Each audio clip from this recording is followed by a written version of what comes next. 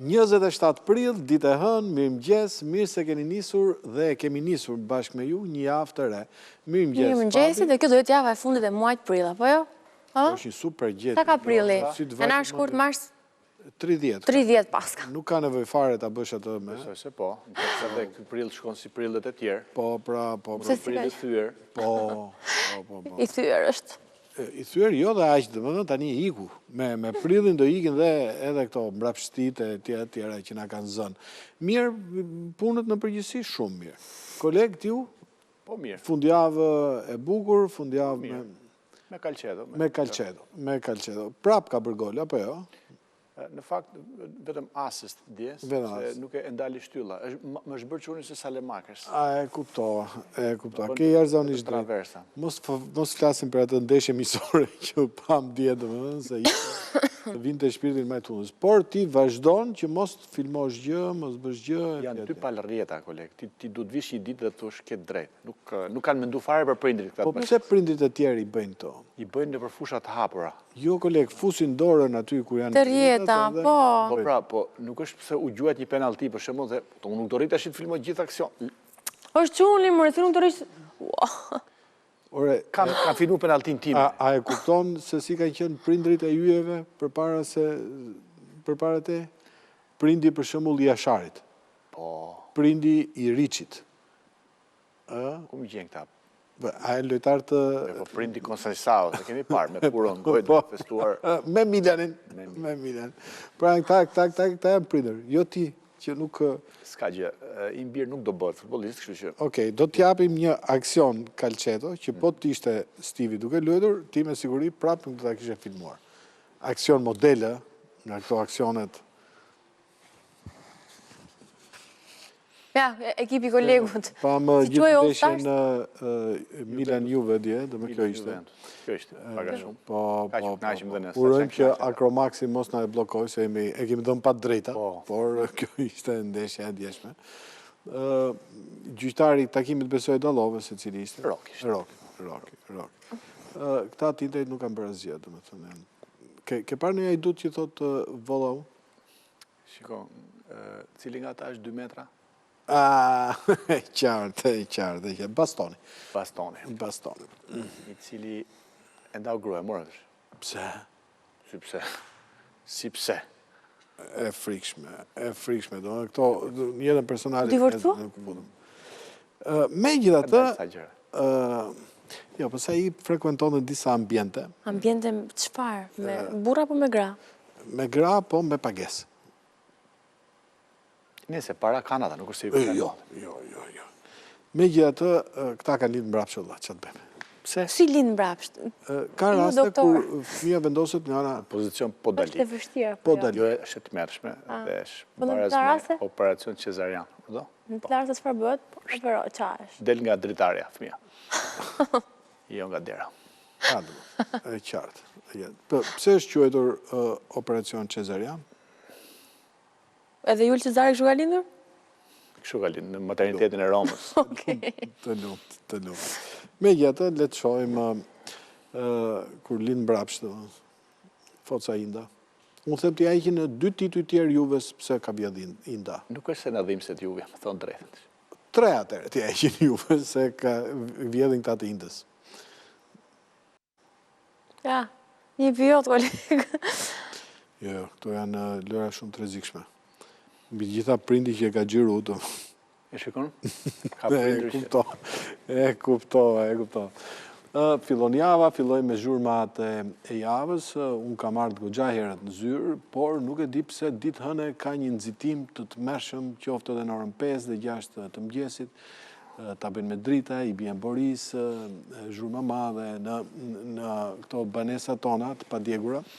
Fillojnë këto zhurmat për plasë e nenët, zhurma kafe, kështu gjërash me radhë, domethënë është, nuk e di, domethënë.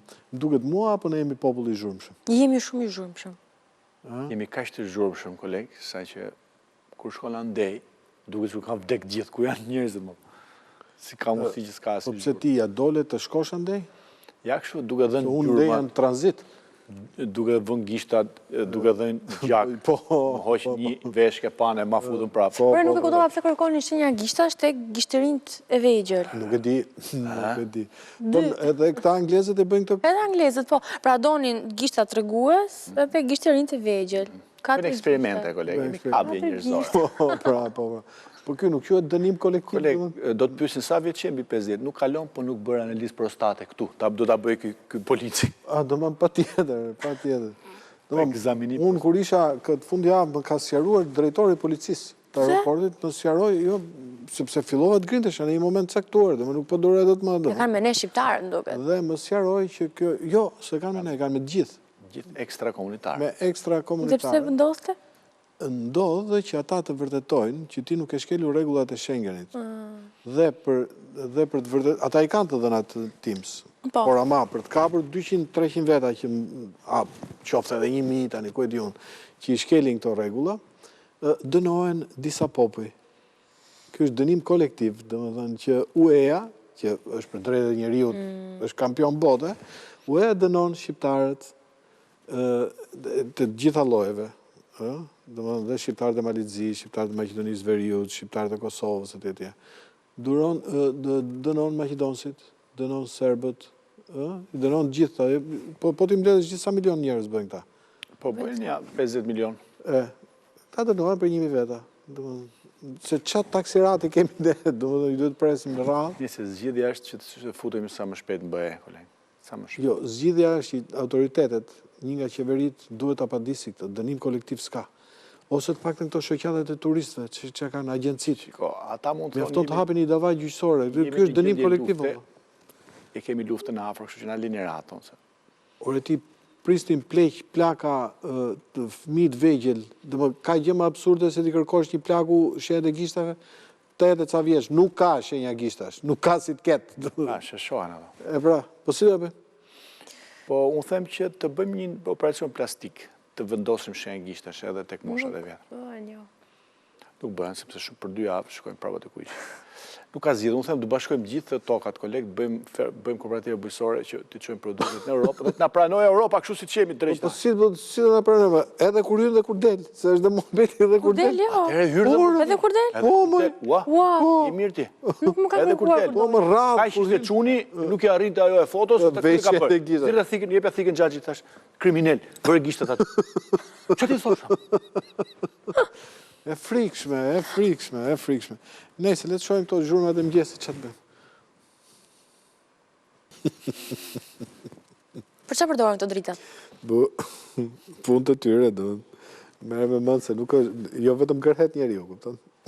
Koleg, ndonjëherë them sikur t'isha bërë mësuese. Se do kisha... Po pra, të ishe bërë mësuese, do të pyesim mësuesit, për çfarë përdoren ato drita, ti s'do jemi mësues. Po jo mësuese fizike. Edhe e anglisht. Do kisha festa zyrtare pushim. Patjetër. Do kisha 3 muaj pushim, 2 muaj sa bëj në verë. Të gënjen mendja, po. Do t'u jepja nxënës disa detyra, hajde mësoni aty. Për 8 mars ata do silin dhurata. Ku ka si mësues lëku? Do kisha rrogën e lartë. Po, që rritet vazhdimisht. Po të thoshte njëri me mëngjes do përtitet. Çfarë do që më ket? Më mirë do ishte. Po, pra. Se ke menduar ndonjëherë se do ishte jeta jote nëse do ishe mësues? Jo, nuk ka shku mendja asnjëherë. Se ky është, ka dhënë mësim tek infermierët e shkollës. Jo, mësuesin e bën, doktorin s'bën dot. Ku e ka? Për tonë. Normal që për to. Sa është rroga e vërtet mesatare mësuesve? Arrin deri tek disa, deri në 900 euro. Mësuesit? Po. Në Shqipëri? Po. Bravo. Mesatare, ka më shumë, ka më pak. Prandaj kështu kur presim në radhën e vetëm mësues ka. Plus kurse, të bën dhe kurse, për shembull kurs për gjule të vërsi. Po, pra. Me mend. Por këtë Shana nuk e kemi armik ne? Nuk e di. Qa është Shana? Nuk e di sa mirë që... Jo, në programin tonë e sheh për herë, domethënë, po. Mirëmëngjes, Shana. Ti themi gjë? Mirëmëngjes. Mirëmëngjes. A diti cili është kumbaru i Shanës?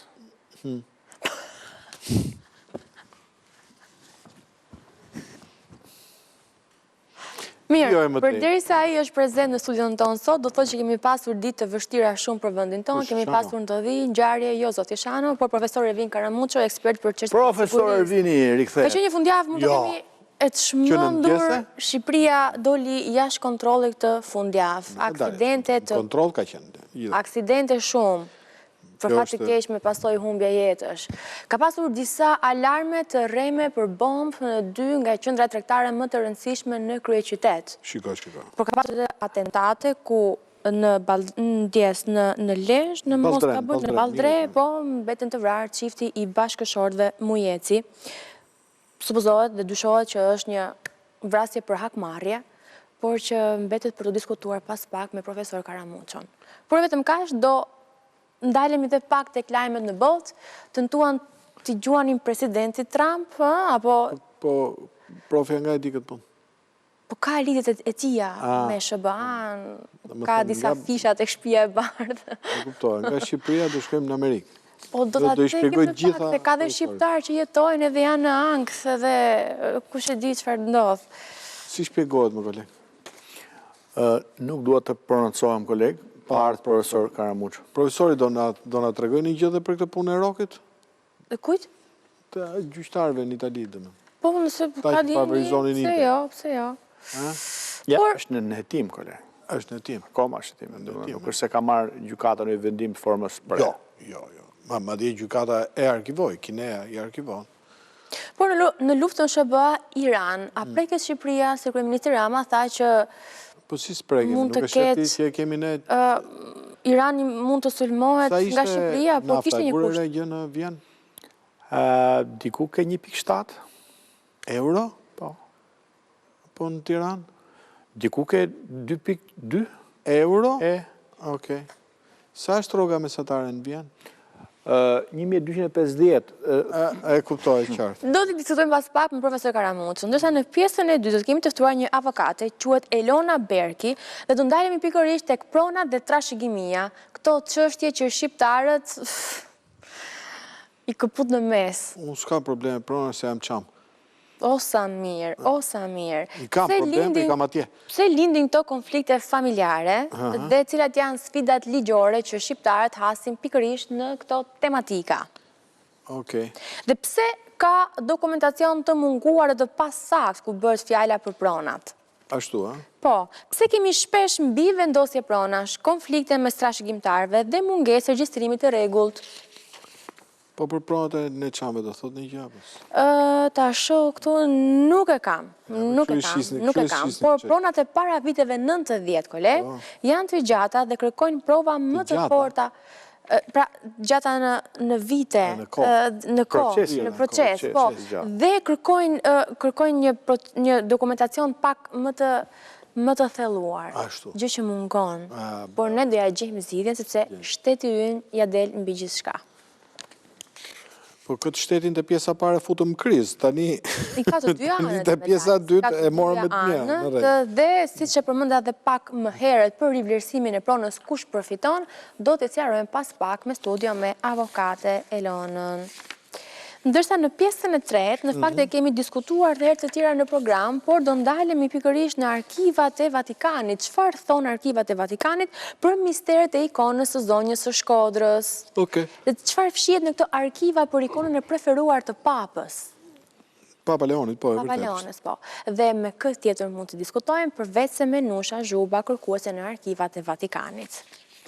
Me dhe do shpjegojmë legjendën, apo se qëfar ka në arkiva? Qëfar ka dhe qëfar flitet, legjenda dijet. Kështu që i ram shpejt e shpejt, se profesori është i paduruar për në treguar të reja të fundit qëfar ka profesori datë tjetë, si doj profesori i duruar e i paduruar, do shesim Oben jarë në fillim. Oben? Po. Profesor, ju mos pini Oben. Jo, që se ka në vojpë. Dhe përveç Oben dhe një tjetër gjithë, që është një Vital që... Italvit. Nuk është për juve se ju do pësojnë zemrën. Jo, po profesori tjetër, zoti Priftit, thot që s'ka problem. Japun me garanci. E ke provuar ti? Po tjetër. Pas ke rregullua shensorin në pallat.